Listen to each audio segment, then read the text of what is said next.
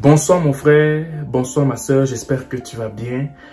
Aujourd'hui, je vais faire une toute petite vidéo, une vidéo qui est très simple, mais qui est très importante et vous allez comprendre pourquoi la majeure partie des autres communautés sont à l'avance par rapport à la nôtre, en fait, la communauté afro-caribéenne. Et cette vidéo a vraiment pour but de vous sensibiliser afin que vous compreniez l'importance de l'intégration.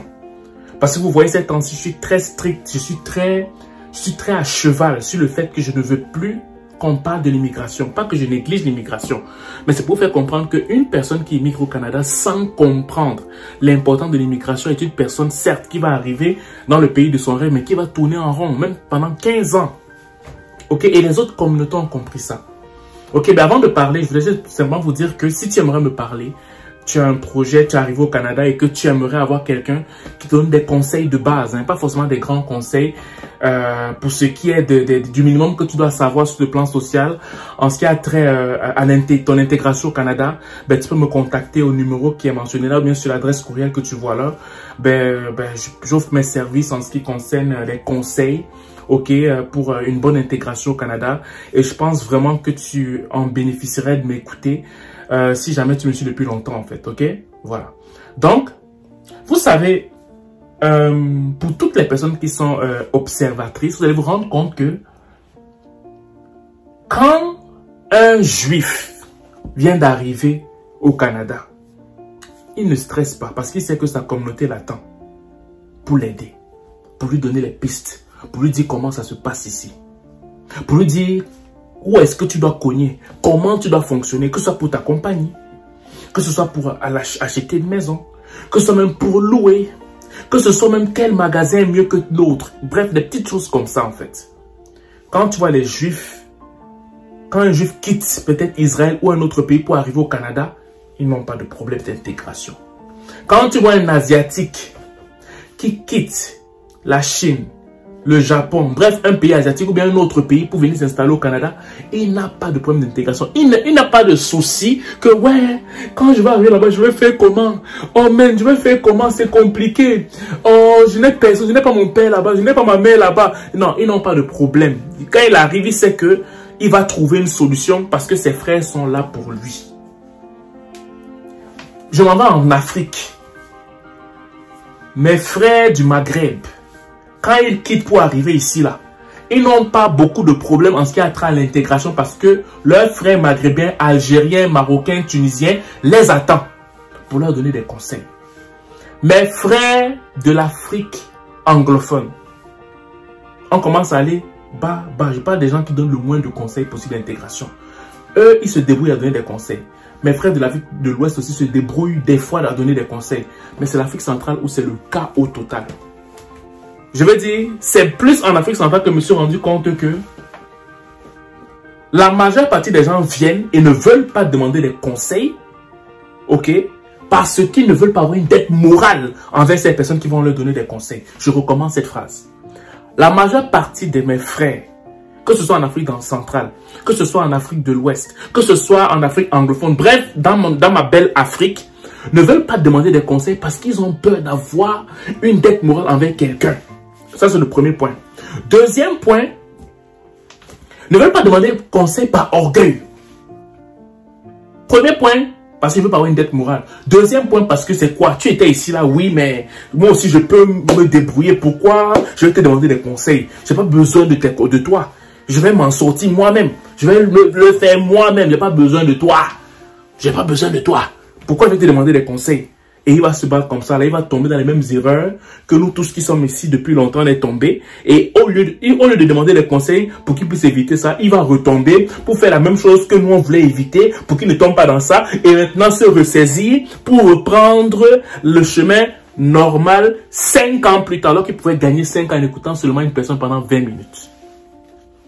Ok? Et je trouve ça lamentable, je trouve ça dommage. Pourquoi? Parce que c'est un cycle qui se répète tout le temps. C'est un cycle qui se répète tout le temps et on dirait que c'est pas prêt de s'arrêter.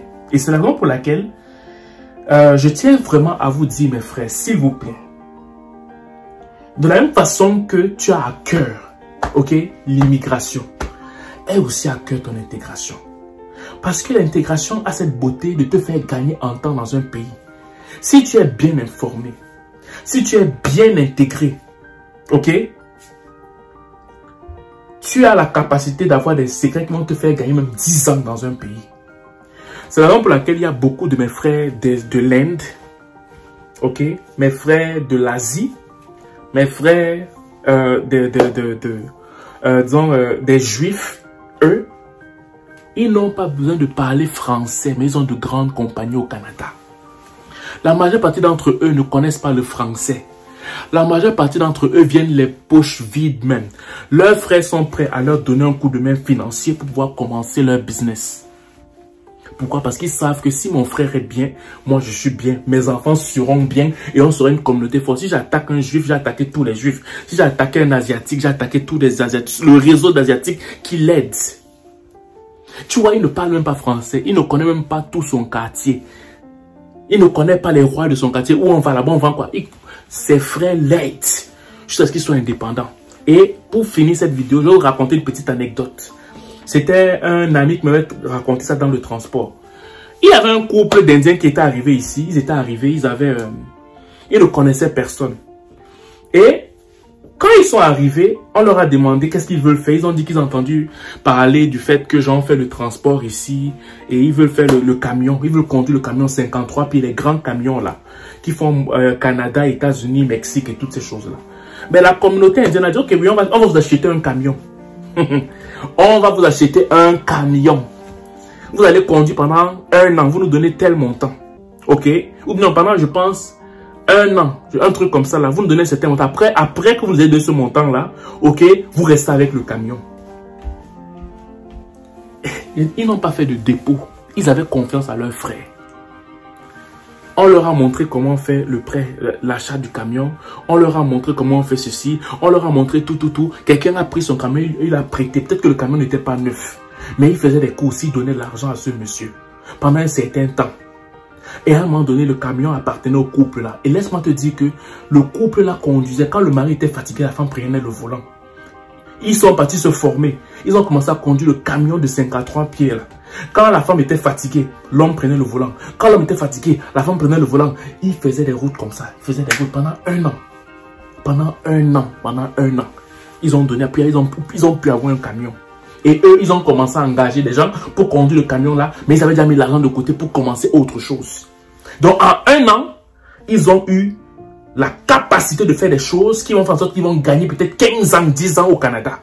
Toi qui viens ici en Afrique, qui viens d'Afrique pour arriver au Canada, tu ne veux pas qu'on te donne des conseils. Tu fuis tout le monde parce que tu as peur qu'on te demande l'argent.